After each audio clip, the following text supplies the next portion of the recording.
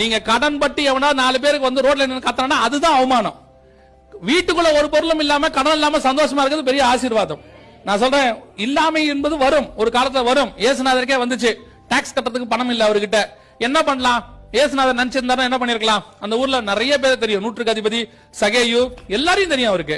ஒரே ஒரு வார்த்தை ஒரு சீசன் அனுப்பி போயிட்டு சகை கிட்ட நான் கேட்ட 2 வெள்ளி பணம் கேட்டா கொடுப்பானா கொடுக்க மாட்டானா? கொடுப்பான். ஆனா சகை போற இடத்துல சொல்லுவான், இயேசுநாதருக்கு நான் தான் கடன் கொடுத்தாம்பா. சகையோட ஒரே சாட்சி அதான் இருக்கும், இயேசுநாதருக்கு கடன் கொடுத்த சகையை எழுதுகிறதாவது.